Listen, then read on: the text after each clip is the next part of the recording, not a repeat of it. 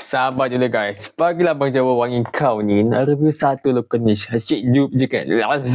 Sorry, aku punya retainer ni, dia buat aku susah nak sebut S. So, 2 ke 3 minggu lepas, aku ada beli satu perfume local niche kita. Nama dia adalah Raksi Atelier. Yang aku beli adalah Kamus Jilid 2, namanya Hauri Ayangan. Dan aku suka dia punya kotak dia.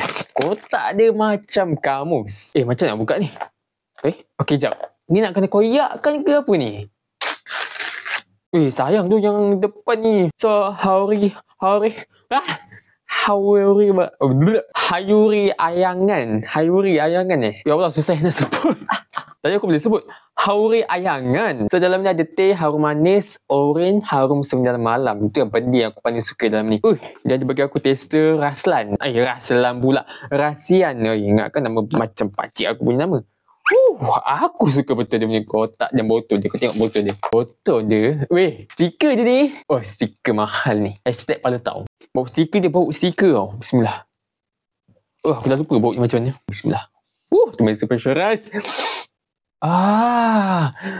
Dia ada macam vibe perfume aku pernah bau, tapi vibe dia sama. Bau dia lain lah. Sebab dalam ni, disebabkan dia ada bau sundal malam dengan bau oren, aku dapatkan vibe yang lebih kurang sama dengan kebanyakan perfume yang aku pernah bau sebelum ni. Tapi yang ni dia ada deep sikit. Dia punya bau oren tu, dia bukan bau gula-gula oren tau. Dia bau oren yang agak realistik lah bagi aku. Senang kata ni macam bau kulit oren lah. Dan bau sundal malam dia ni, dia tenggelam sikit, tapi still korang boleh detect ni bau sundal malam dia tu. Dan kata ada bau teh pun ada. Cuma teh dia ni bukan teh pahit ke apa, dia bau teh saja. Dia punya teh hijau tu saja. Dia punya pahit tu bagi aku kat hidung aku, dia tak rasa bau pahit sangat. So aku boleh katakan Hauri Ayangan ni adalah suatu bauan yang bau tenang teh, tapi at the same time dia ada kelainan sikit. Dan dia bau manis oren, macam kulit-kulit asam oren tu yang sedikit manis tapi lebih ke arah masam. Dan dia ada bau creamy sundal malam tu. So, bagi aku bau ni adalah suatu bau yang versatile. Korang boleh buat pergi outdoor, tapi bukan outdoor panas terik ataupun outdoor bersukan lah. Kau nak pergi dating boleh, kau nak pergi bawa tidur boleh. Tapi kalau nak pergi bawa office formal lah, kurang sesuai.